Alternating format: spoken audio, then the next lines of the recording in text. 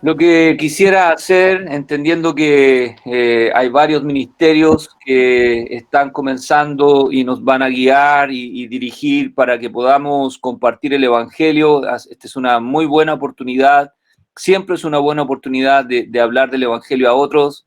Nuestro hermano Ricardo está grabando algunas cosas evangelísticas, hay otros hermanos de otras congregaciones y yo quisiera tomarme un tiempo esta mañana.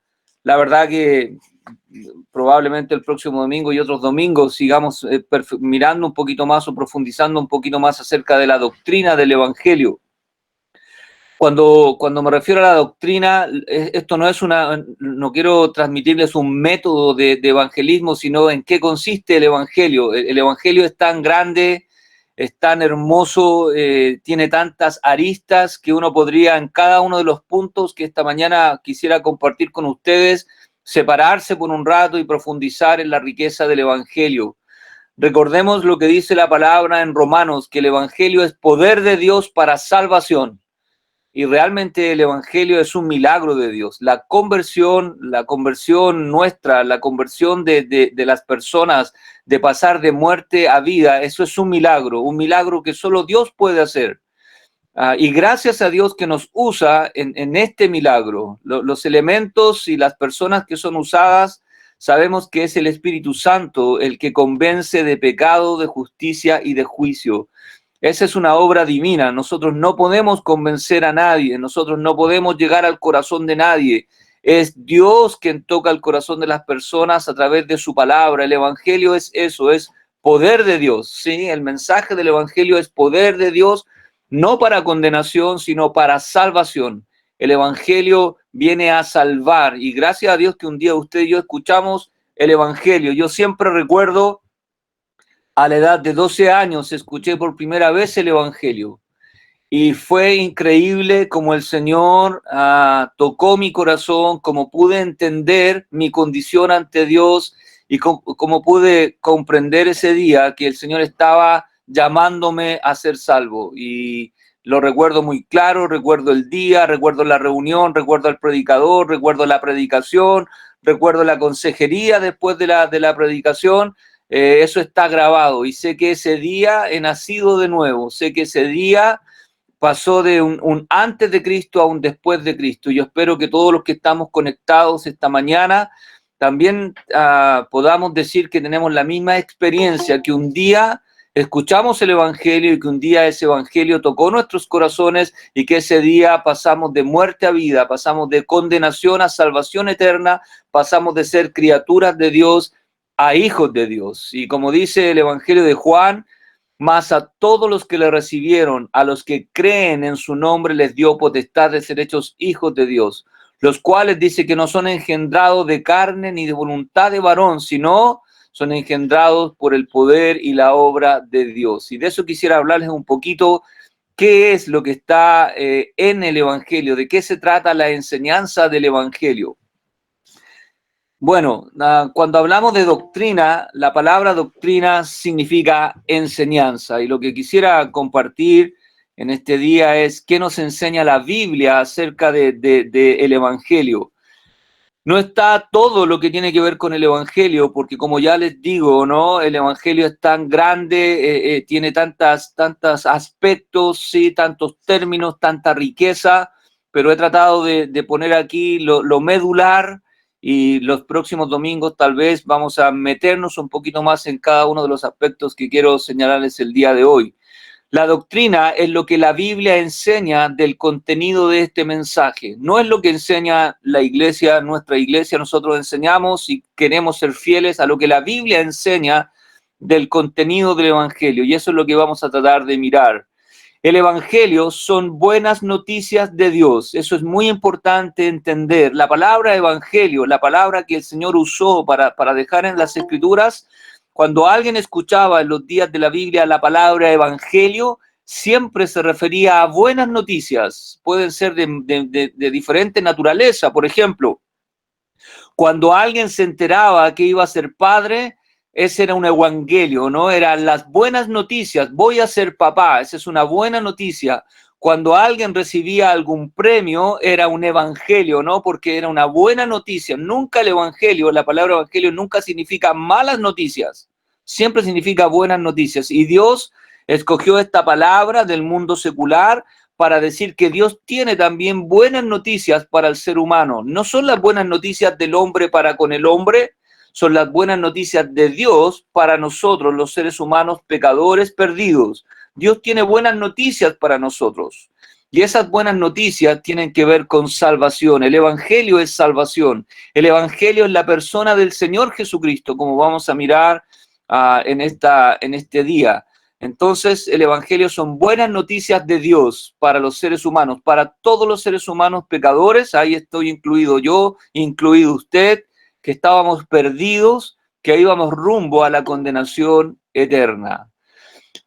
¿Qué nos enseña la Biblia respecto del Evangelio? Lo primero que quisiera considerar es cómo Dios nos ve a través del Evangelio, cuál es nuestra condición delante de Dios. Y lo que Él dice es que la condición de todos los seres humanos, sin excepción ninguna, excepto el Señor Jesucristo, nuestra condición es de pecador.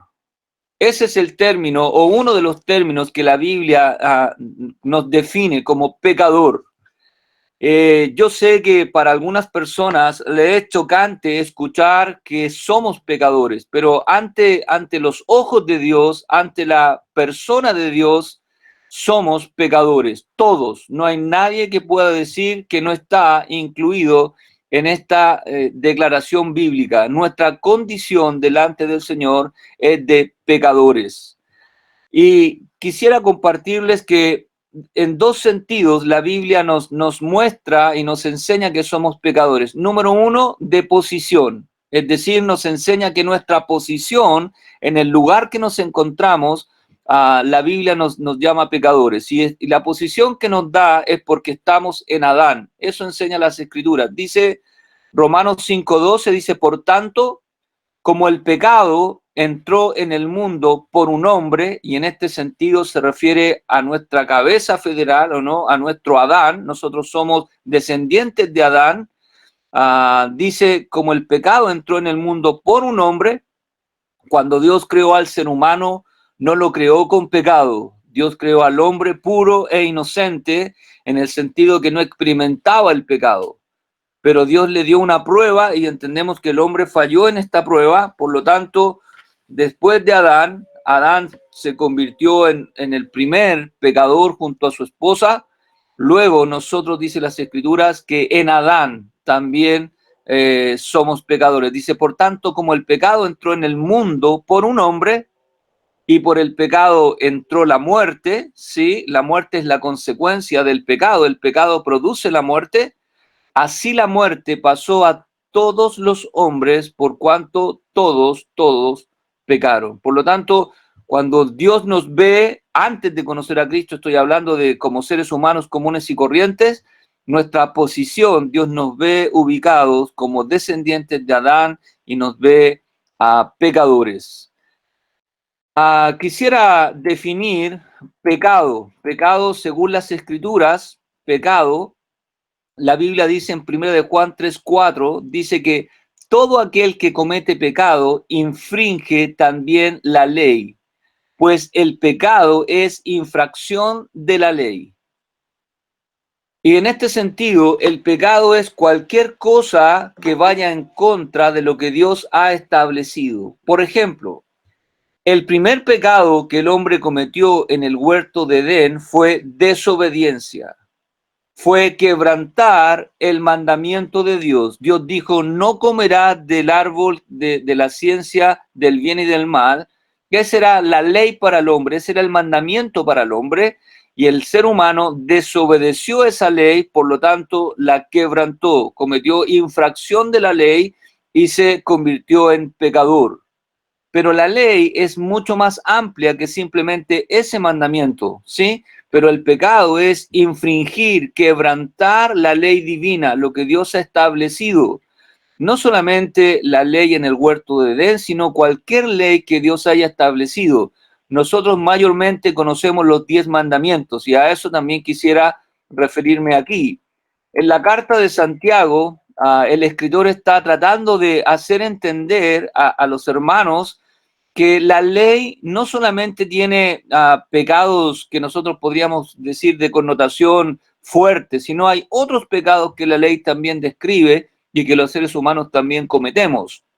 Dice, si en verdad cumplís la ley real conforme a la escritura, amarás a tu prójimo como a ti mismo, bien hacéis.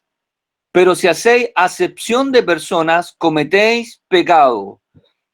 Los hermanos a quienes se les escribe esta carta estaban cometiendo este pecado que para ellos probablemente no era un pecado, no era algo grave. ¿Qué hacían? Acepción de personas. Preferían a los ricos en lugar de los pobres. Y Dios dijo que eso era pecado, porque cuando uno comienza a discriminar y a hacer acepción de personas, está cometiendo un pecado. Y puede ser que yo discrimino también, prefiero a los pobres antes que los ricos, eso también es acepción de persona. Clasismo también es acepción de persona.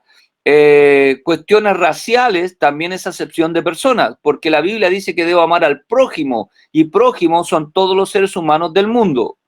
Por lo tanto, él está tratando de mostrar que si bien, como dice el texto aquí, dice, y quedáis convictos por la ley como transgresores, porque cualquiera que guardare toda la ley, pero ofendiere en un punto, se hace culpable de todos. Porque el que dijo, no cometerás adulterio, también ha dicho, no matarás. Y puede ser que alguien diga, bueno, yo nunca he cometido adulterio, pero tal vez hemos matado. Y si no hemos matado, tal vez hemos hecho acepción de persona. Y si no hemos hecho acepción de persona, tal vez hemos mentido. Y si no hemos mentido, tal vez hemos robado. Y así sucesivamente, al fin y al cabo, como dice acá, también ha dicho, no matarás. Ahora bien, si no cometes adulterio, pero matas, ya te has hecho transgresor de la ley. Y ante los ojos de Dios, todos los seres humanos hemos quebrantado la ley de Dios.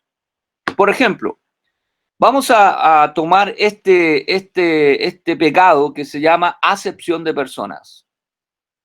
¿Ha hecho usted alguna vez acepción de personas? Puede ser por un aspecto físico, por un aspecto intelectual, por un aspecto racial, por un aspecto social. Si lo ha hecho una vez, hemos cometido un pecado. La Biblia dice ahí, el que ofendiere en un punto, ¿sí? Yo tengo que haber quebrantado la ley una sola vez para hacerme culpable de todos. Tal vez hemos mentido una sola vez en la vida, aunque no lo creo, me imagino que hemos mentido más de una vez en la vida. Bueno, con una sola vez basta para ser calificado como pecador e infractor de la ley. ¿Cuántos pecados cometieron Adán y Eva en el huerto del Edén para transformarse de personas puras a personas pecadoras? ¿Cuántos pecados cometieron ellos? Uno solo, un solo pecado cometieron en el huerto del Edén, uno solo, que fue desobedecer a Dios. Y eso les convirtió en desobedientes, en pecadores. El pecado que cometieron Adán y Eva no era un pecado grave ante los ojos humanos. No es que ellos robaron, no es que ellos adulteraron, no es que ellos mataron. El pecado que ellos cometieron se llama desobediencia a Dios. Y la pregunta es, ¿hemos nosotros desobedecido alguna vez a Dios? La respuesta es que le hemos desobedecido más de una vez. Con una vez era suficiente para convertirnos en pecadores. Así nos ve Dios. Así Dios ve al ser humano. Todos, por eso Dios dice todos, sin excepción de nadie, sí, somos pecadores ante los ojos de Dios, porque hemos quebrantado la ley de Dios. La ley refleja el carácter de Dios. La ley refleja la santidad de Dios. La ley refleja la justicia de Dios. Muchas veces nosotros hablamos de la ley de Moisés, porque Moisés es la persona que la da, la persona que la escribe, pero no es él el originador, no es él el autor de esta ley. Esta es la ley de Dios a través de Moisés. Por lo tanto, ante la ley de Dios, todos nosotros estamos condenados y somos pecadores. Como vuelvo atrás, ¿qué es el pecado? todo aquel que comete pecado infringe también la ley, pues el pecado es infracción de la ley. Por eso Dios, al mirarnos, nos enseña que todos nosotros, sin excepción ninguna, somos pecadores. En segundo lugar, también quisiera definir la palabra muerte. Sí, la palabra muerte. La palabra muerte significa separación. Sí, ya hemos definido el término pecado en términos generales, que significa infracción de la ley de Dios. La palabra muerte significa separación. Nunca en la Biblia la palabra muerte significa inexistencia. Es decir, del día de que Dios creó al ser humano, lo creó con un principio, pero lo creó con eternidad, lo creó para que exista para siempre. ¿Sí? Si bien el hombre no es eterno en el sentido de que ha existido siempre, sí tiene un principio. Y desde ese principio, desde ese día de creación, el hombre va a seguir existiendo. Por eso en la Biblia nunca la palabra muerte significa inexistencia, no significa dejar de existir, sino significa separación. Y las escrituras nos enseñan o nos hablan de tres tipos de muerte. Número uno, muerte espiritual. Y puse por muerte la palabra separación. Significa una separación espiritual. Esta muerte, la muerte espiritual, es la muerte que tuvo Adán en el huerto del Edén. Si usted recuerda, Adán y Eva en el huerto del Edén conversaban con Dios, hablaban con Dios, obedecían a Dios, no tenían temor de Dios, ¿verdad? Dios hablaba con ellos, les enseñó, les mandó, etcétera, etcétera. No había ningún problema. Hasta que el hombre desobedeció a Dios. Cuando Adán y Eva desobedecieron a Dios, ahora algo cambió en ellos, no en Dios. Cambió algo en ellos, algo se cortó, algo se separó. Y eso se conoce en las escrituras como muerte espiritual. El hombre perdió la relación espiritual que tenía con Dios. ¡Pum! Un quiebre. Es como que se cortó la comunicación. Algo cambió en el hombre. Ahora el hombre escucha la voz de Dios y se esconde. El ser humano escucha la voz de Dios y tiene miedo, ¿verdad? Es porque algo cambió en el hombre y eso es porque entró el pecado en el corazón del ser humano, como dijo la escritura en Romanos, ¿o no? Como el pecado entró en el mundo por un hombre, ese día entró el pecado y el hombre murió espiritualmente. Por eso la Biblia dice que Él os dio vida a vosotros cuando estabais muertos en vuestros delitos y pecados. Desde Adán en adelante todos hemos nacido muertos espiritualmente. Por eso a nuestros hijos no hay que enseñarles a pecar. Ellos vienen con el pecado dentro de sí. No hay que enseñarles a mentir. Ellos saben mentir. No hay que enseñarles a pelear. Ellos saben pelear. El pecado se va a desarrollar porque está en el corazón del ser humano. Por eso nosotros, dice las escrituras, que estamos separados espiritualmente de Dios por nuestros delitos y pecados. Esto se llama muerte espiritual. Todos los que estamos conectados esta mañana aquí, esta fue nuestra condición en algún tiempo, o tal vez es todavía nuestra condición en algún tiempo. Muerte espiritual, separados de Dios. La Biblia llama a esto también el hombre natural. El hombre natural dice que no percibe las cosas de Dios, no percibe las cosas del Espíritu de Dios, no las puede entender porque está muerto espiritualmente. En segundo lugar, la palabra muerte también en las Escrituras se refiere a la muerte física. Eso nosotros es lo que más conocemos, ¿o no? Cada vez que alguien parte de este mundo y va al cementerio, a algún otro lugar, decimos murió. Esto significa la separación de lo material de lo inmaterial. La muerte física es la separación de la parte espiritual del hombre, la parte inmaterial de la parte material, que es el cuerpo. Santiago capítulo 2, versículo 26 dice, porque como el cuerpo sin espíritu está muerto, así también la fe sin obras está muerta. El cuerpo sin espíritu, sin la parte inmaterial, que es lo que le da vida al cuerpo, está muerto. Esta es la muerte física. Cuando alguien muere, ¿verdad? Y va al cementerio solo va el cuerpo nomás. La parte inmaterial va a otro lugar. Si es hijo del Señor, va a la presencia del Señor. Si no es un hijo del Señor, va a un lugar que se llama el Hades, a esperar el juicio final.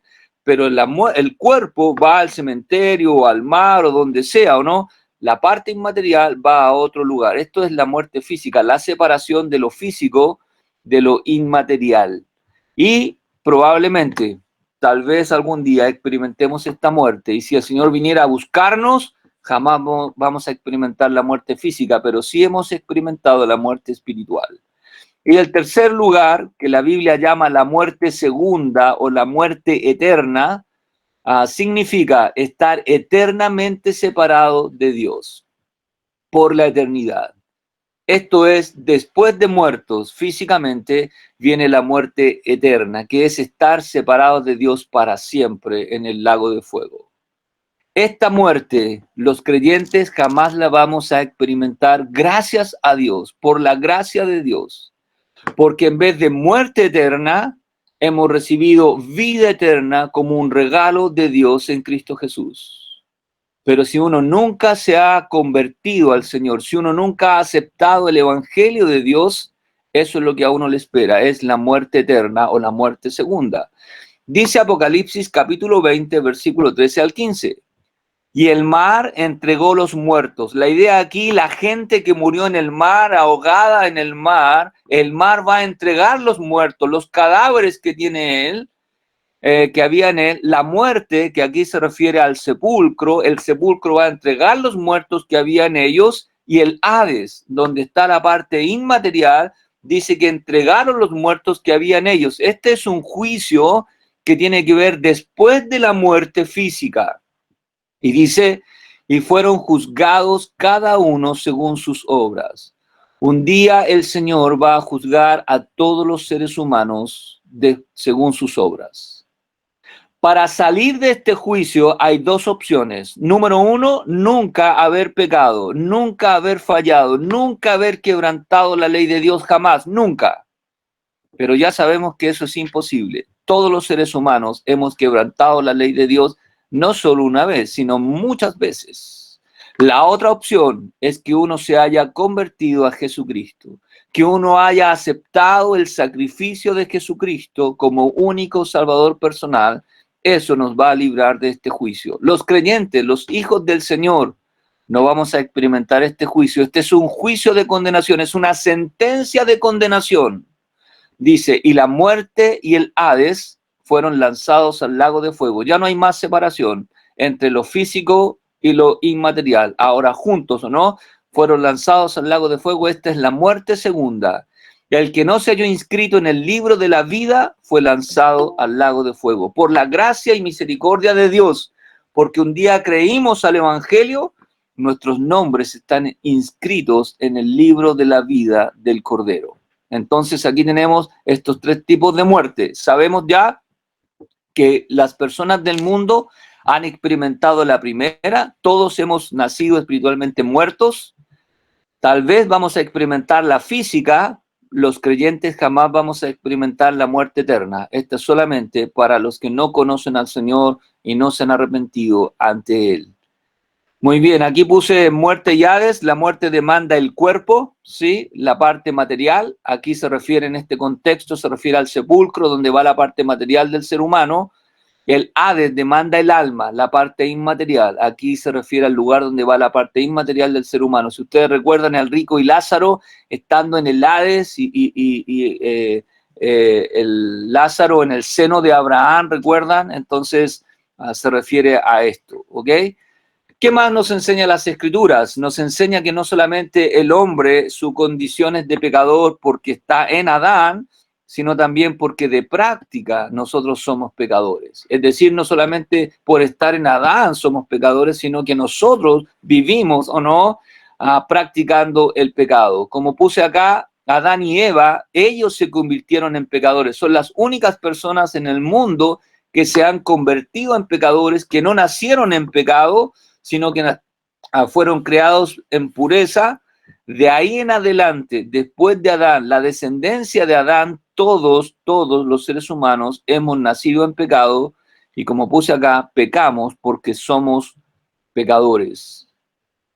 Ok, aquí tenemos este pasaje de Romanos capítulo 3, versículo 10 al 18. Es un pasaje largo, pero quiero señalarles lo siguiente. Dice así, si usted se da cuenta, yo ennegrecí lo que la Escritura dice, no hay, no hay, no hay, no hay, o no, o todos. Dice la palabra de Dios como está escrito. No hay justo, no hay ninguna persona perfecta, no hay ninguna persona que nunca haya quebrantado la ley, no hay ni siquiera uno, ni siquiera uno. En otras palabras, todos somos injustos ante Dios, todos hemos quebrantado la ley de Dios. Por eso la Biblia dice, no hay justo, ni siquiera uno. Hay un pasaje en Eclesiastés 7:20 que dice, ciertamente no hay hombre en la tierra que haga el bien y nunca peque. En otras palabras, todos los seres humanos hemos pecado más de alguna vez. Independiente que podemos hacer cosas buenas, sin embargo, también hemos pecado. La Biblia dice no hay ninguno justo. Justo aquí significa perfecto. Significa una persona que nunca ha cometido un pecado. Y la Biblia dice no hay ninguno. No hay quien entienda, no hay quien por sus propios medios pueda entender el camino de Dios. Necesitamos que Dios nos haga escuchar su palabra para poder entender. Él tiene que convencernos. Si nosotros le preguntamos a la gente si ellos son buenos o malos, o si son justos o pecadores, la mayoría va a decir que son justos, porque no entendemos la justicia de Dios. Sin embargo, Dios a través de su palabra, lo primero que va a hacer es convencernos de pecado. Eso tiene que hacerlo Dios. Dios tiene que convencernos de que somos pecadores y que hay un juicio de pecado, de justicia y de juicio. No hemos alcanzado la justicia de Dios. No hay quien busque a Dios. Y muchas personas van a decir, no, sí, yo busco a Dios. No hay manera de buscar a Dios de la forma correcta. Cuando el hombre busca a Dios, lo busca a su manera. Lo busca a través de sus obras, lo busca a través de su religión, lo busca a través de las cosas que a él le parecen fáciles. Pero Dios ha establecido una sola forma y ese es un solo camino que ya lo veremos más adelante. Nadie puede encontrar ese camino si Dios no nos muestra ese camino de salvación. Dice la Escritura, todos se desviaron, a una se hicieron inútiles. No hay quien haga lo bueno, no hay quien ni siquiera uno. Y comienza a describir en la carta a los romanos, sepulcro abierto es su garganta. Con su lengua dice engañan. ¿Usted ha engañado alguna vez? ¿Ha mentido alguna vez? Veneno de áspid hay debajo de sus labios. Su boca está llena de maldición y de amargura. Sus pies, no solamente su garganta, su lengua, sus labios, su boca, sus pies, sus ojos, dice más adelante. Sus pies se apresuran para derramar sangre. Quebranto y desventura hay en sus caminos y no conocieron caminos de paz. No hay temor de Dios delante de sus ojos. Esta es la evidencia de las Escrituras para mostrarnos de que todos nosotros de una o de otra manera hemos pecado contra Dios, ¿correcto? Y eso es lo primero que uno debe entender. Para aceptar las buenas noticias de Dios, lo primero que yo debo entender es que yo soy pecador y que necesito la ayuda de alguien. Para ilustrarlo de la siguiente manera, vamos a suponer que se descubre una vacuna para el coronavirus, ¿sí? Si yo estoy infectado del coronavirus, para mí es una muy buena noticia que se descubra una vacuna porque tengo oportunidad de ser sanado.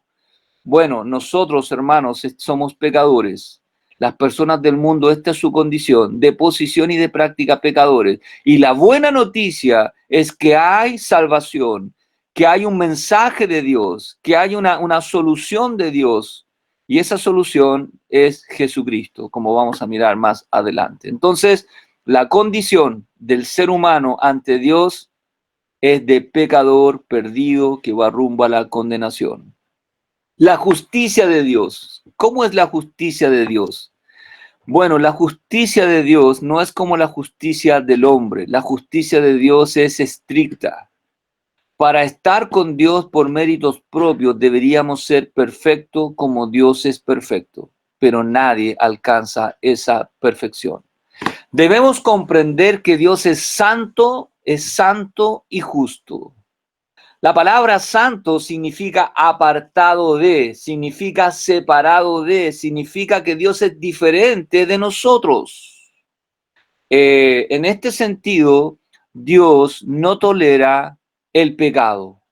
Dios no tolera, como dice aquí, aborrece el pecado. Hay varias veces en la Escritura Dios dice que Dios aborrece la mentira, Dios aborrece esto, Dios aborrece estas cosas.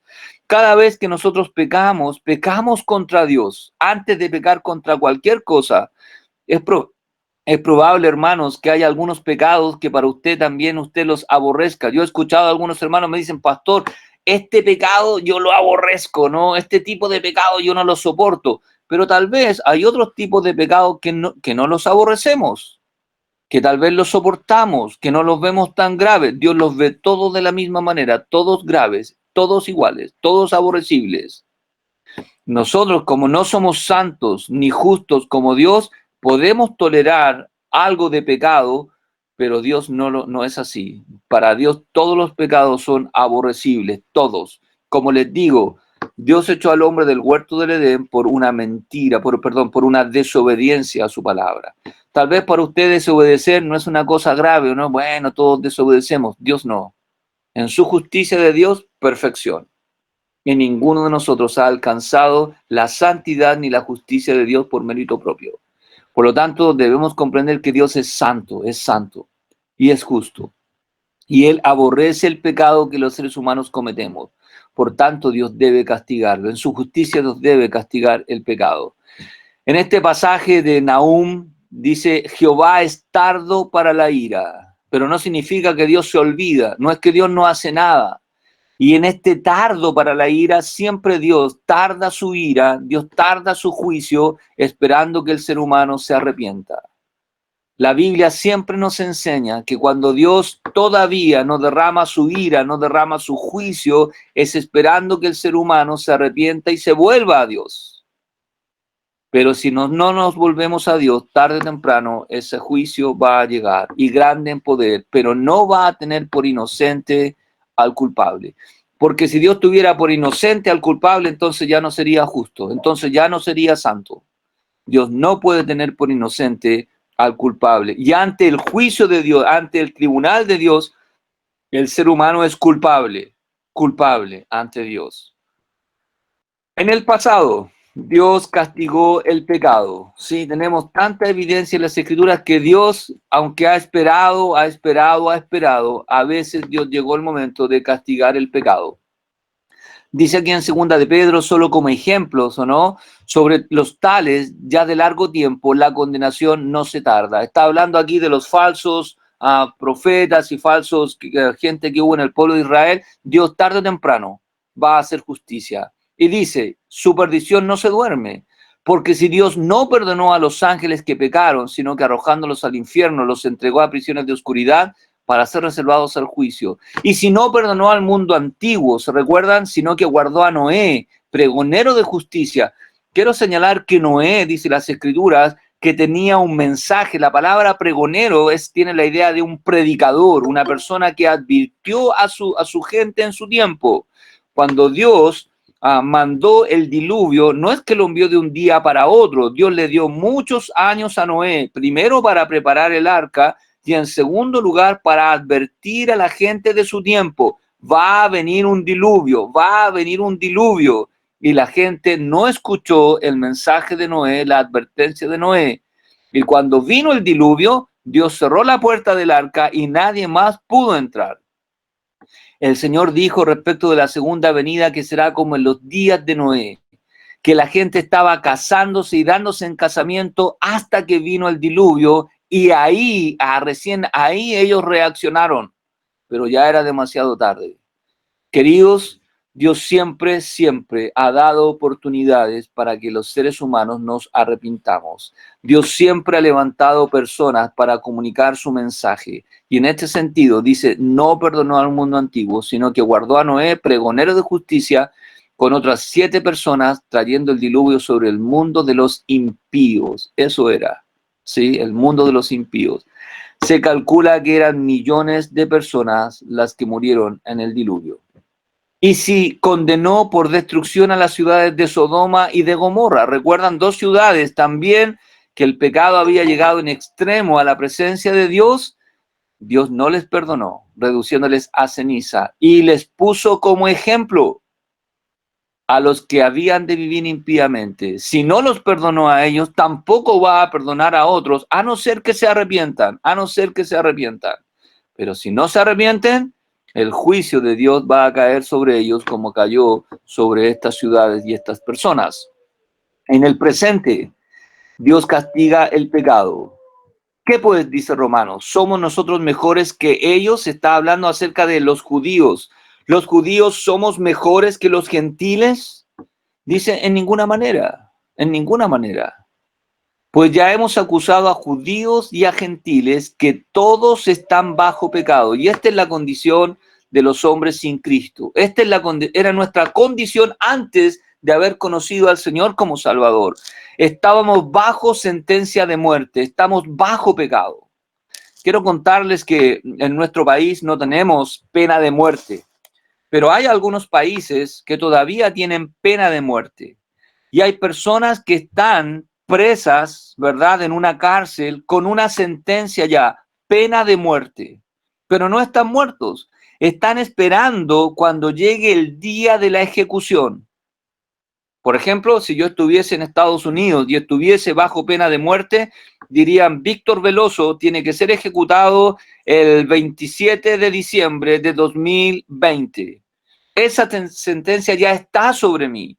Lo único que se espera es que llegue el 27 de diciembre para que se dé la ejecución.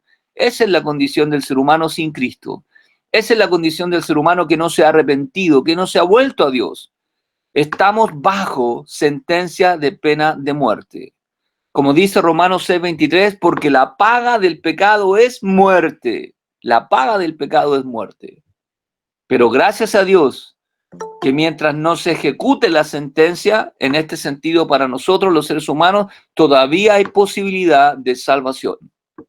Porque no hay diferencia, dice el pasaje, entre los seres humanos. Todos los seres humanos estamos en la misma condición ante Dios, pecadores. Por cuanto dice el texto, todos hemos pecado. Todos hemos fallado a Dios, todos hemos quebrantado la ley de Dios. Ninguno de nosotros ha alcanzado el estándar de Dios, que es perfección. Ninguno de nosotros ha alcanzado la santidad perfecta de Dios. Somos pecadores. No importa si hemos pecado más, no importa si hemos pecado menos, todos somos pecadores ante Dios. Y dice no solamente que esa es nuestra condición, sino que eso tiene una consecuencia. Dice, y están, no dice que estarán. Están en el presente destituidos de la gloria de Dios. Es decir, estamos separados de la gloria de Dios. No podemos alcanzar la perfección de Dios por nuestros propios méritos. Y esta es la condición del ser humano. Por eso al ser humano que está bajo condenación, hay buenas noticias para él. ¿Cuáles son esas buenas noticias? Hay salvación. Las buenas noticias son, hay perdón. Alguien vino y les puede dar perdón. Alguien puede darles salvación, ¿sí? Y ese es el mensaje del Evangelio. Pero primero, ¿no? Debemos saber nuestra condición para saber que necesitamos o no de un Salvador. Como dijo el Señor Jesucristo, los sanos no necesitan necesidad de médicos, sino los enfermos. Y muchas veces la gente del mundo cree que está sana espiritualmente y no lo saben. No saben que están enfermos espiritualmente. Todos estamos enfermos en esta figura que el Señor usó. Todos estamos bajo pecado, ¿sí? Por lo tanto, todos necesitamos de un Salvador. En el futuro, si por algo ese motivo las personas no se arrepienten, si las personas no se vuelven a Dios, si las personas no creen al Evangelio de Dios, dice la Escritura, y de la manera que está establecido para los hombres, que mueran una sola vez y después de esto el juicio. Es decir, si nosotros partimos de este mundo y hemos muerto y no nos hemos reconciliado con Dios, no hemos aceptado el mensaje de salvación de Dios, no hay nada más que hacer. No hay nada más que hacer. Solo esperar el juicio de condenación, la sentencia. Y en las Escrituras está este juicio. Yo hace ratito les leí el pasaje, se los leo de nuevo. Este es futuro, este pasaje de Apocalipsis es futuro. Dice, y vi un gran trono blanco. La palabra blanco, la idea de blanco aquí está hablando de un trono perfecto, de un trono justo, de un trono santo. Siempre, siempre uno quisiera ser tratado con justicia. Los seres humanos, cuando estamos nosotros, ¿verdad? Que nos robaron el auto hace unos días, la hermana Isabel que le entraron a robar a su casa, uno quisiera justicia o no justicia, y pareciera que la justicia no llega, pareciera que la justicia está a favor de otros en vez de uno, ¿no? Pero ese día habrá justicia verdadera, una justicia no según la apariencia, sino según el corazón, según lo que Dios ve allá adentro. Y dice, vi un gran trono blanco y el que estaba sentado en él, de delante del cual huyeron la tierra y el cielo, y ningún lugar se encontró para ellos. Vi a los muertos, se da cuenta que este es un juicio después de muerto, así está establecido para los hombres que mueran una sola vez y después deben enfrentar un juicio, una sentencia. Grandes y pequeños de pie ante Dios, y el juez es Dios, el Señor, ¿o no? De pie ante él. Y los libros fueron abiertos, y otro libro fue abierto, el cual es el libro de la vida, y fueron juzgados los muertos por las cosas que estaban escritas en los libros según sus obras. Si en estos libros de las obras se encuentra una sola falta, la sentencia es condenado. Si usted en ese libro se encuentra una mentira suya, condenado. Pero la verdad, seamos honestos, ¿quién ha mentido una sola vez en la vida? Probablemente muchos delitos están ahí escritos en este libro de obras. Por lo tanto, este es un juicio más que nada para solamente sentenciar. El mar entregó los muertos que había en él, la muerte y el Hades entregaron los muertos que había en ellos y fueron juzgados cada uno según sus obras, cada uno. Este es un juicio individual, cada ser humano, cada criatura de Dios ante su creador. Como Adán y Eva cometieron una sola falta, por una desobediencia fueron expulsados del huerto del Edén. Por una falta, y como ya digo, más de una falta vamos a tener o tendrían las personas y van a ser condenadas. La muerte y el Hades fueron lanzados al lago de fuego. Perdón, esta es la muerte segunda. El que no se halló inscrito en el libro de la vida fue lanzado al lago de fuego. La posibilidad es que uno hubiese estado inscrito en el libro de la vida, que uno en vida hubiese reconocido a Jesucristo como su único Salvador personal, que uno haya aceptado que el sacrificio de Cristo pagó nuestra deuda que teníamos ante Dios. Pero si alguien llegó a este juicio es porque nunca estuvo inscrito en el libro de la vida del Cordero. Entonces eso es la justicia de Dios. Lo único que satisface la justicia de Dios es el sacrificio perfecto de Jesucristo. Lo único, nada más. Mis obras no sirven, mis obras están contaminadas de pecado. Lo único que satisface, que a Dios le deja satisfecho, es la justicia de Dios. Cuando el Señor Jesucristo estaba en la cruz del Calvario, Él exclamó las siguientes palabras: consumado es, consumado es. En otras palabras, he pagado la deuda que el ser humano tiene con Dios. He pagado la deuda del pecado.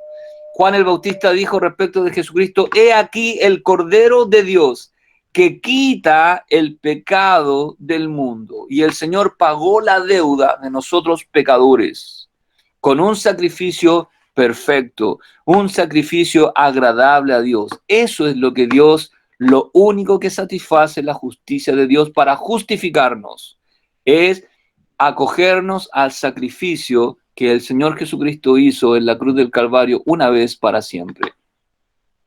Dice la carta a los Romanos capítulo 3, siendo justificados, y esas son las buenas noticias de Dios.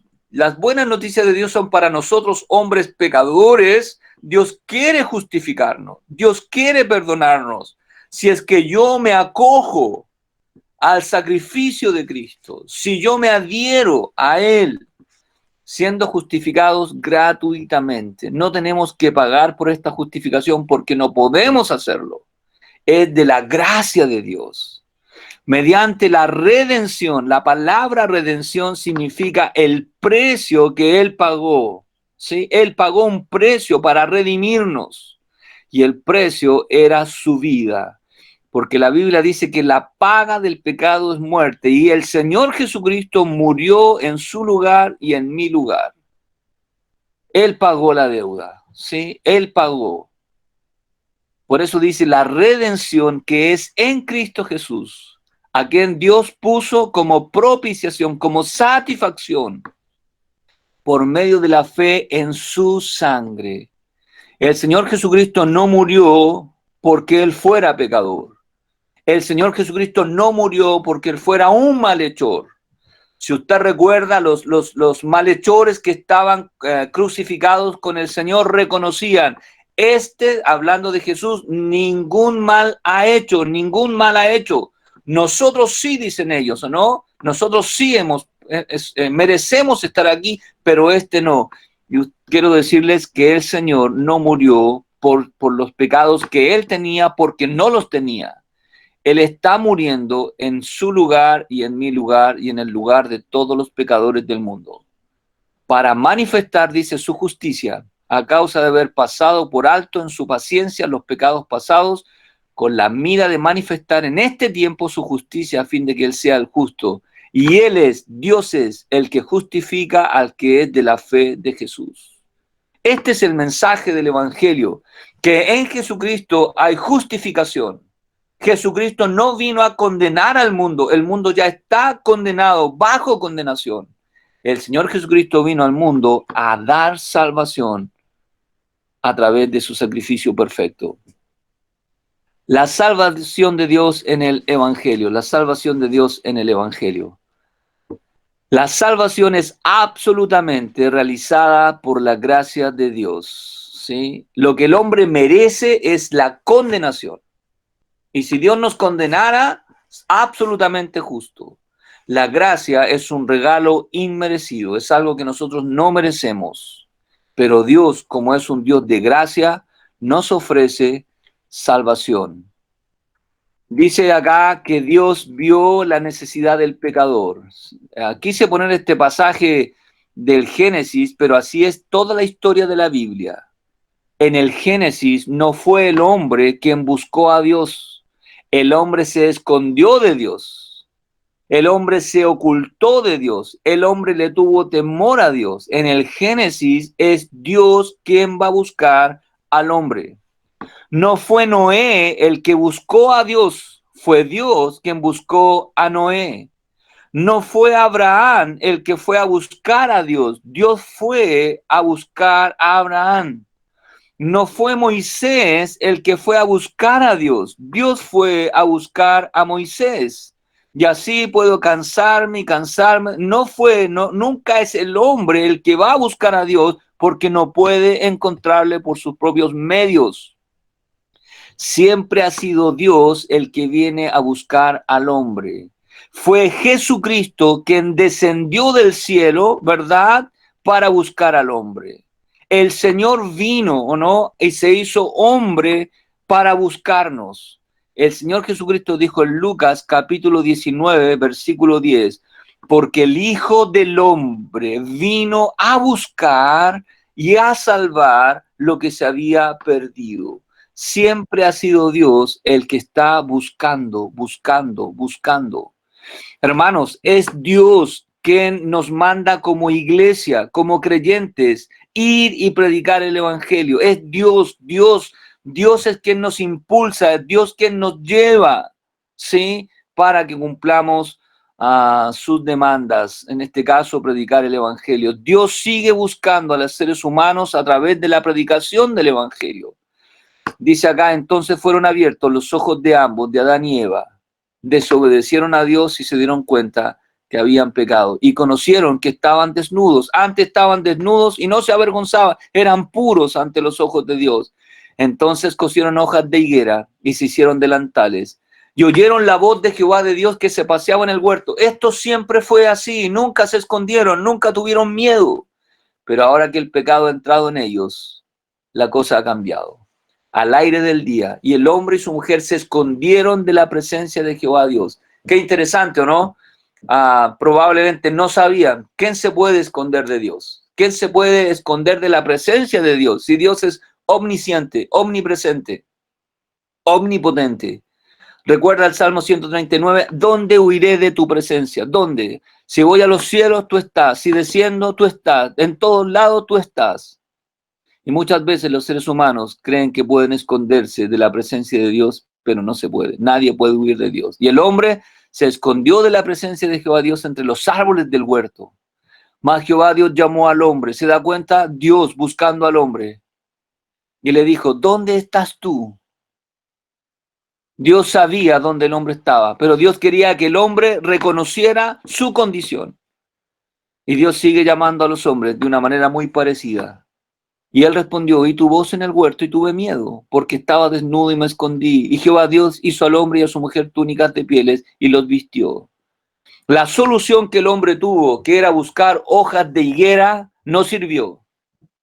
Dios viste al hombre con túnicas de pieles, los viste con algo permanente. Y entendemos que para que el hombre fuera vestido con túnicas de pieles de animales, animales tuvieron que ser sacrificados. Y hermanos, el hombre siempre va a tratar de cubrirse, ¿no?, su pecado con buenas obras. Va a tratar de compensar. La gente dice, bueno, si bien no soy perfecto, pero tengo cosas buenas y las cosas buenas superan las cosas malas, eso no sirve ante los ojos de Dios. Lo único que puede cubrir, ¿sí?, tapar, perdonar, borrar nuestra condición ante Dios es el sacrificio perfecto de Jesucristo. Él debe vestirnos y cubrirnos con la sangre de su amado Hijo. Con ese sacrificio perfecto. Eso es lo único que nos viste ante Dios. Dios dijo acá, la primera promesa de redención, los creyentes así lo conocemos, pondré enemistad entre ti y la mujer, entre tu simiente y la simiente suya. Esta te herirá en la cabeza y tú le herirás en el calcañar. En otras palabras, la solución del pecado del hombre lo tomó Dios. Dios tomó la iniciativa. Dios dio la solución. La solución no son las hojas de higuera. La solución es que un día mi hijo, porque se refiere a Jesucristo, la simiente de él, un día va a destruir, ¿o no?, al diablo. Un día va a vencer la muerte y el pecado. Dios vio la necesidad del pecador. Dios vio la necesidad y de ser salvo. Las personas del mundo no saben esto. Las personas del mundo creen que su necesidad es el dinero. Creen que su necesidad es ser sanado físicamente. Pero la necesidad real del hombre tiene que ver con su eternidad. Uno podría estar lleno de dinero e ir a la condenación. Uno podría estar muy sano e ir a la condenación. Dios suple lo que es eterno, no lo que es temporal, no lo que es transitorio. Y Dios sabe que la diferencia que hace de un hombre a otro tiene que ver con su eternidad. Dice aquí hablando del nacimiento del Señor, y dará a luz un hijo y llamará su nombre Jesús, porque él salvará a su pueblo de sus pecados. Y vuelvo al punto, la gente del mundo no reconoce sus pecados como un problema, no reconoce eso como una necesidad, pero Dios sabe, esa es la gran necesidad del ser humano, la necesidad de salvación eterna. Por eso el mensaje de salvación no tiene que ver con prosperidad económica, no tiene que ver con promesas de salud, de prosperidad física, tiene que ver con promesas de salvación eterna en Jesucristo. A eso vino Jesús. Él es el Salvador del mundo, salvará a su pueblo de sus pecados, porque ese es el problema que todos los seres humanos tenemos ante Dios. Eso es lo que nos va a separar. Si somos ricos o pobres, eso no importa para Dios, ¿sí? Si somos sanos o enfermos, eso no importa para Dios. Lo que a Dios le importa es la condición del corazón, si somos pecadores.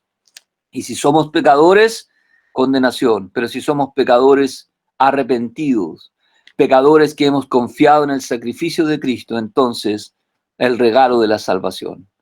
Y nosotros hemos visto y testificamos que el Padre ha enviado al Hijo, a Jesucristo. Él es el Salvador del mundo. El Salvador del mundo. El Salvador de los seres humanos de este mundo. El hombre no puede lograr salvarse a sí mismo. Porque Cristo, cuando aún éramos débiles, la palabra débiles significa flacos, incapaces. Dios sabe que nosotros no podemos salvarnos a nosotros mismos. Es imposible. Me imagino que todos nosotros conocemos los famosos salvavidas, ¿o no?, que hay en las piscinas y especialmente que hay en la playa, ¿o no? Una persona que se está ahogando no se puede salvar a sí mismo, va a terminar ahogándose, muriendo, necesita de alguien afuera, ¿o no?, que le salve y de alguien que pueda salvarle. Yo, por ejemplo, aunque me gusta nadar, lo más probable es que si alguien se está ahogando en el mar, solo podría orar por él, nada más que eso. Pero si yo me meto a salvarlo, ya habrá dos ahogados, él y yo. Porque para salvar a alguien que se está ahogando, la persona debe saber cómo hacerlo. Y en este caso, espiritualmente, el único que puede salvar al ser humano es Dios, nadie más. Los hombres no podemos salvarnos entre nosotros, estamos en la misma condenación. Y Dios lo sabe. Por eso la salvación no viene desde el hombre, sino que viene desde Dios. El hombre no puede lograr salvarse a sí mismo. Leo de nuevo, porque Cristo cuando aún éramos débiles, a su tiempo murió por los impíos. ¿Cómo Él suple esta necesidad? En base a la persona del Señor Jesucristo. Jesucristo es el Dios hombre, ¿sí? Dios hecho carne, ¿sí? La palabra de Dios encarnada. La salvación es divina, viene de Dios. En el principio era el verbo y el verbo era con Dios. Y el verbo era Dios. Ese verbo, esa palabra, ese logos, ¿o no? Es el Señor Jesucristo. Y Él, el verbo, se hizo carne. ¿Y a qué vino a este mundo? A morir, para ser nuestro Salvador. Y habitó entre nosotros y vimos su gloria, gloria como el unigénito, el único hijo del único gen, el que es de la misma naturaleza de Dios, lleno de gracia y de verdad. Dice el pasaje de Isaías que existe un solo Salvador, o que la salvación solo viene de Dios. Dijo Jehová, yo Jehová, y fuera de mí no hay quien salve. Y quiero contarles que ese Jesucristo es el Jehová del Antiguo Testamento. Él es ese Dios hecho carne. Romanos dice, esta es la palabra de fe que predicamos, que si confesares con tu boca que Jesús es Dios y creyeres en tu corazón que Dios le levantó de los muertos, serás salvo. No existen dos salvadores, no existe un salvador del Antiguo Testamento y uno del Nuevo, existe un solo salvador y ese salvador es Dios y Jesucristo es Dios. Esa frase ahí, Señor, que yo puse en mayúscula, es reconocer que Jesucristo es Dios. Si usted reconoce que Jesucristo es Dios y que Él murió en la cruz del Calvario y resucitó de los muertos, usted será salvo, porque está descansando en Dios como su Salvador. Solo Dios puede salvar, solo Dios puede salvar. Y el Señor Jesucristo es Dios. Recuerden, hermanos, que no estoy enseñándoles un método de evangelismo, sino que estoy tratando de mostrarles qué enseña la Biblia respecto del evangelio. Nos salvó en base a la persona y en base a la obra de Jesucristo. Él nació sin pecado. ¿Por qué tenía que nacer sin pecado? Porque si Él nace con pecado, ya no nos puede salvar. Y Dios se encargó de que su amado Hijo naciera sin pecado. Lucas dice, respondiendo el ángel le dijo, el Espíritu Santo vendrá sobre ti, el poder del Altísimo te cubrirá con su sombra, por lo cual también el santo ser que nacerá será llamado Hijo de Dios. Ese es el Señor Jesucristo, el Dios hecho carne, ¿sí? Santo, sin necesidad de un Salvador, porque no tiene pecado en sí mismo. Su vida sin pecado, no solo nació sin pecado, sino que vivió sin pecado, y las Escrituras dan testimonio de eso. Por tanto, Jesús, nuestro Salvador, Él es hecho fiador de un mejor pacto y los otros sacerdotes llegaron a ser muchos debido a que por la muerte no podían continuar. Mas Jesús, cuanto permanece para siempre, tiene un sacerdocio inmutable, por lo cual también puede salvar perpetuamente a los que por Él se acercan a Dios. La única forma de acercarnos a Dios es a través del Señor Jesucristo, viviendo siempre para interceder por ellos. Porque tal sumo sacerdote nos convenía, ¿cómo? Santo, santo, perfecto. Así era, es y es el Señor Jesucristo en su humanidad, santo, perfecto. El santo ser que nació se mantuvo toda su vida santo y perfecto, inocente, sin mancha, sin ninguna tacha, sin ninguna falla, apartado de los pecadores y hecho más sublime que los cielos, que no tiene necesidad cada día, como aquellos sumos sacerdotes, de ofrecer primero sacrificios por sus propios pecados, porque el Señor no tenía pecados propios, y luego por los del pueblo, porque esto lo hizo una vez para siempre, ofreciéndose a sí mismo. Es decir, se ofreció por el pueblo y no por sí mismo. Su muerte redentora. Casi todo es purificado según la ley con sangre, y sin derramamiento de sangre no hay perdón. Y el Señor derramó su sangre para perdonar los pecados suyos y los míos y los del mundo entero. Este es el mensaje, hermanos, que predicamos, que en Jesucristo hay salvación, que en Jesucristo hay perdón de los pecados, que el Señor quiere salvarnos y perdonarnos si acudimos a Jesucristo.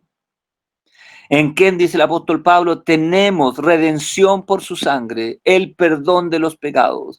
Lo que nos separa de Dios es el pecado. Jesucristo pagó esa separación. Lo que nos condena son nuestros pecados. Él pagó nuestra condenación.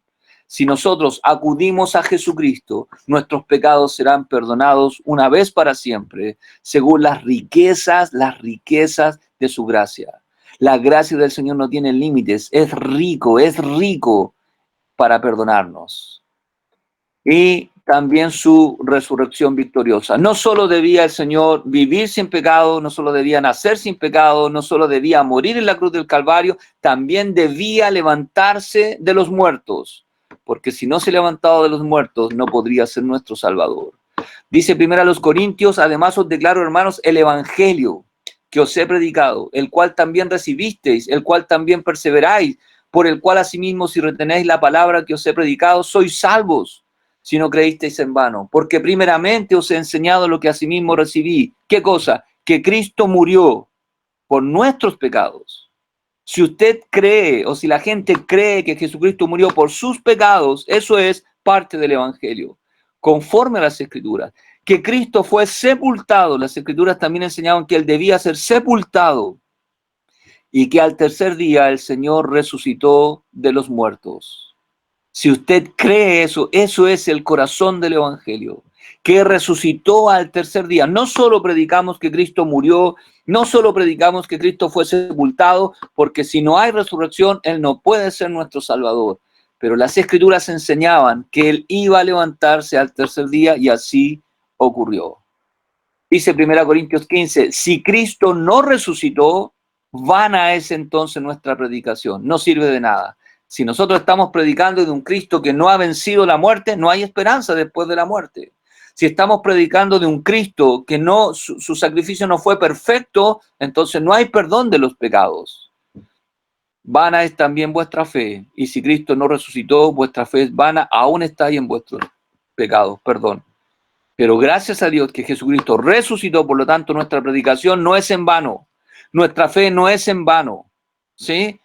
Y no estamos en nuestros pecados fueron borrados, pagados y cancelados para siempre.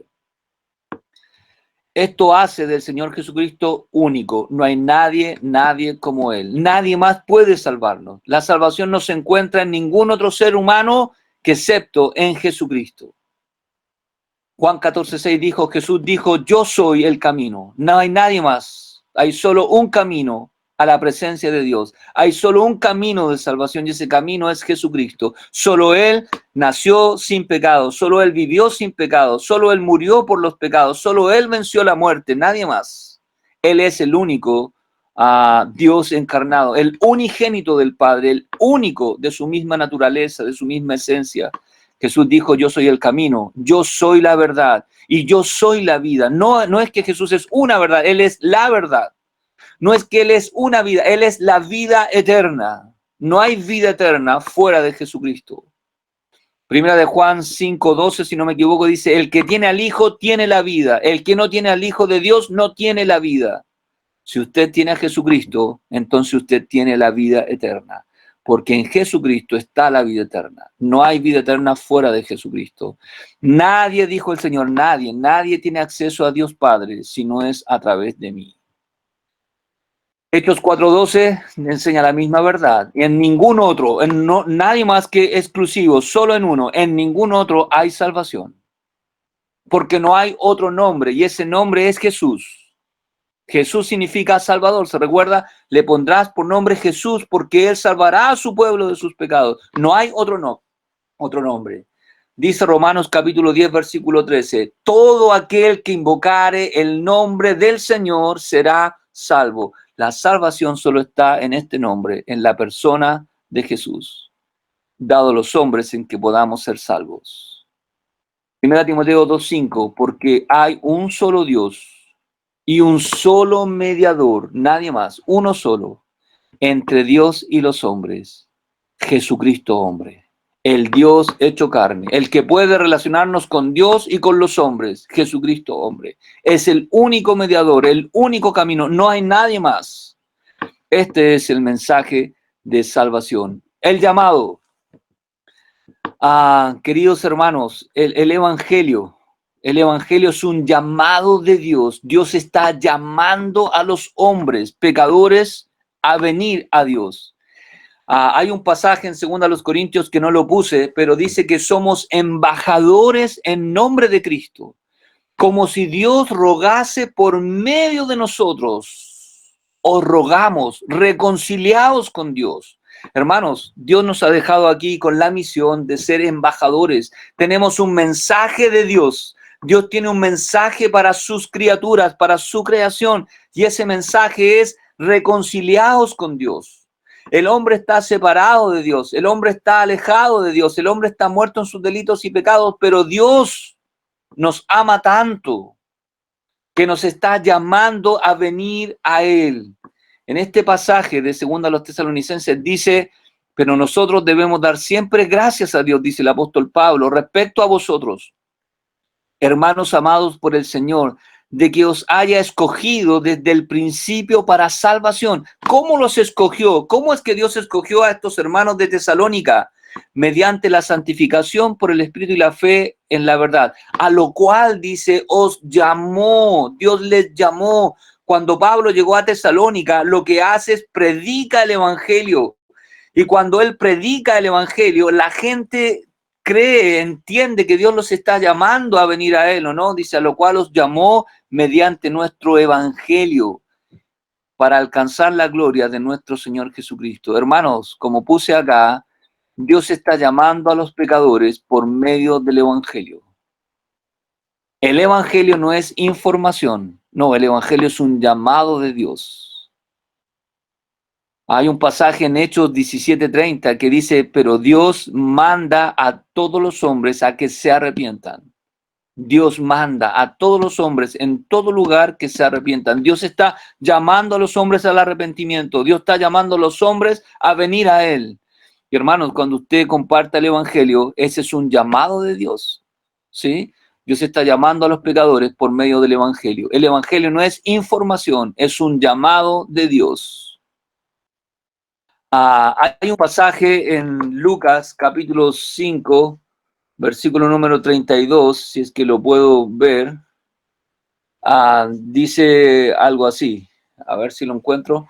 Es como, no he venido a llamar a justos, a pecadores, al arrepentimiento, algo así. Si alguien lo puede buscar por ahí, me dice y lo lee. Lucas 5:32, por favor. Lucas 5:32. ¿Alguien lo tiene? Yo. Léelo, por favor. No he venido a llamar a justos, sino a pecadores al arrepentimiento. Muchas gracias. Álvaro, ¿verdad? Sí. Ok. ¿Se da cuenta? El Evangelio es un llamado. Jesucristo dijo, no he venido a llamar a justos. ¿Cómo es, Álvaro? Perdón, de nuevo. Dice, no he venido a llamar a justos, sino a pecadores al arrepentimiento. Correcto, gracias Álvaro. Se da cuenta, el Señor vino a llamar. El Evangelio es un llamado de Dios. Así como el Señor estuvo en la tierra llamando a los hombres pecadores a venir a Cristo, hoy a través de sus hijos, a través de su iglesia, a través de usted y de mí, Dios sigue llamando a los hombres de la misma manera. En el año 79 yo escuché por primera vez este llamado, el llamado de Dios a través del Evangelio. Eso es el Evangelio, es un llamado de Dios. El alcance de este llamado, ¿a quién Dios llama? A todos, a todos, a todos, porque todos somos injustos, todos somos pecadores, porque de tal manera amó Dios al mundo, Él es el Salvador del mundo, el mundo entero está bajo pecado. Usted y yo somos parte de ese mundo y la gente que vive alrededor suya también, que ha dado a su Hijo unigénito para que todo, no algunos, para que todo este es el deseo de Dios. Si bien no todos van a ser salvos, pero Dios tiene el deseo, ¿no? Este mensaje es para todos, todo aquel que en él cree. No todos van a creer, pero nuestro mensaje es para todos, ¿o no? para todo aquel que en él cree, no se pierda eternamente. Esta es la idea. El hombre ya está perdido, pero se puede perder por la eternidad. Yo estaba perdido hasta los 12 años. Estaba perdido. Podría haberme perdido por la eternidad, pero gracias a Dios, Él me regaló vida eterna en Cristo Jesús. Primera de Juan capítulo 2 dice, y Él es la propiciación, la satisfacción por nuestros pecados. El sacrificio que hizo el Señor Jesucristo satisfizo la justicia de Dios. Y no solamente dice por los nuestros, sino también por los de todo el mundo. Y ese es el mensaje, hermanos, que tiene el Evangelio. Es un llamado para que todos vengan al Señor Jesucristo, al único Salvador. Porque esto es bueno y agradable delante de Dios, nuestro Salvador, el cual quiere que todos los hombres sean salvos. En este pasaje está hablando que tenemos que orar por las autoridades, ¿o no? El cual quiere que todos sean salvos. No importa la posición de los hombres, si son autoridad, eminencia o no, Dios quiere que todos los hombres sean salvos y vengan al conocimiento de la verdad. Existe una sola verdad, Jesucristo es la verdad. Porque hay un solo Dios y un solo mediador entre Dios y los hombres, Jesucristo hombre, el cual se dio a sí mismo en rescate por todos los seres humanos, de lo cual se dio testimonio a su debido tiempo. Apocalipsis 22:17 es hermoso este versículo. El Espíritu y la esposa dicen, ven, y ese es lo que estamos haciendo con el Evangelio, llamando a los pecadores a venir al Señor, ven. El que oye diga, ven. El que tiene sed, venga. El que quiera, tome del agua de la vida gratuitamente. Es gratis para nosotros, pero Dios pagó el precio de nuestra salvación, que fue el sacrificio perfecto de su amado Hijo. ¿Cuál es el tiempo del llamado? Hoy. No hay seguridad del mañana. No sabemos del mañana. Dios, cuando llama a las personas, las llama a venir hoy. Hoy es el día de salvación. Hoy es el día del arrepentimiento. Hoy es el día de buena nueva. Segunda a los Corintios 6:2 dice, porque dice, en tiempo aceptable te he oído. Este es el tiempo aceptable. Hoy es el tiempo aceptable. Nunca le dé la esperanza a alguien que pueda hacerlo mañana, porque no sabemos si existe el mañana, existe solo el hoy. En tiempo aceptable te he oído, en el día de salvación te he socorrido. He aquí ahora, dice él, ahora el tiempo aceptable. He aquí ahora el día de salvación. La promesa de salvación siempre está condicionada al día de hoy, Hay personas que dicen mañana. En una ocasión le dijeron a Pablo en Atenas, mañana te oiremos, otro día te oiremos. Nunca sabemos si llegó ese otro día. La promesa es para el día de hoy. ¿Cuál es el resultado del llamado? Si alguien cree, si alguien acepta ese llamado, salvación. Qué hermoso, ¿no? La salvación. Lo que es imposible para los hombres. ¿Se recuerdan que en una ocasión, hablando acerca del hombre rico o no, más fácil es pasar un camello por el ojo de una aguja o no? Y preguntaron ellos, ¿quién entonces podrá ser salvo? Y él dijo, lo que es imposible para los hombres es posible para Dios. La salvación es un milagro de Dios, obrada por el Espíritu Santo y por la palabra de Dios. Porque por gracia sois salvos, por medio de la fe. Esto no es de vosotros, la salvación es un don, es un regalo de Dios. Estas cosas os he escrito a vosotros que creéis en el nombre del Hijo de Dios, para que sepáis que tenéis, no que tendréis, sino que tenéis vida eterna. Y esa vida eterna está en Jesucristo. Y para que creáis en el nombre del Hijo de Dios. Termino. Yo sé que me he extendido un poquito. Termino. Solo quiero leer algunos pasajes de las Escrituras donde se nota qué contenía el Evangelio, de qué cosas se hablaba. Cuando Felipe habló con el eunuco, dice que el pasaje de la Escritura que leía era este. Esto es Isaías 53. Le habló Felipe al eunuco de como oveja fue a la muerte llevado. Se refiere a Jesucristo. Le tiene que haber hablado del Cordero de Dios que fue llevado a la muerte, hablándole de Jesucristo. Como cordero mudo delante del que lo trasquila, así no abrió su boca. En su humillación no se le hizo justicia, mas su generación, ¿quién la contará? Porque fue quitada de la tierra su vida. Respondiendo el eunuco, dijo a Felipe, te ruego que me digas, ¿de quién dice el profeta esto? ¿De sí mismo o de algún otro? Entonces Felipe, abriendo su boca y comenzando de esta escritura, le anunció el evangelio de Jesús. Y ahí tenemos todo lo que Felipe le tiene que haber contado de Jesús, ¿o no? De que él vino, que murió y que resucitó. Yendo por el camino llegaron a cierta agua y dijo el eunuco, aquí hay agua, ¿qué impide que yo sea bautizado? Felipe le dijo, ahí está, si crees de todo corazón. Y hermanos, eso es lo que Dios demanda de nosotros, es que creamos a Dios, que le creamos a su mensaje, que creamos al evangelio, ¿sí? O como dice Romanos 10, que obedezcamos al evangelio. Bien puedes. Y él dijo, creo que Jesucristo es el Hijo de Dios, creo que Jesucristo es Dios, es divino. Y mandó parar el carro y descendieron juntos al agua. Felipe el eunuco y le bautizó. Y acá, en Hechos 10, tenemos ahora a Pedro predicando en la casa de Cornelio. Y le dice básicamente, en verdad comprendo que Dios no hace acepción de personas. Nunca Dios ha hecho acepción de personas. Fue un mal entendimiento de los judíos, sino que en toda nación se agrada el que le teme y hace justicia. Dios envió mensaje a los hijos de Israel anunciando el evangelio de la paz por medio de Jesucristo. De eso le habló Pedro a Cornelio, de Jesucristo. Este es el Señor de todos. Vosotros sabéis lo que se divulgó por toda Judea, comenzando desde Galilea, después del bautismo que predicó Juan, cómo Dios ungió con el Espíritu Santo y con poder a Jesús de Nazaret, y cómo éste anduvo haciendo bienes y sanando a todos los oprimidos por el diablo, porque Dios estaba con él. Y nosotros somos testigos de todas las cosas que Jesús hizo en la tierra de Judea y en Jerusalén, a quien mataron colgándole de un madero. Por lo tanto, le habló Pedro a Cornelio acerca de Jesucristo, ¿no?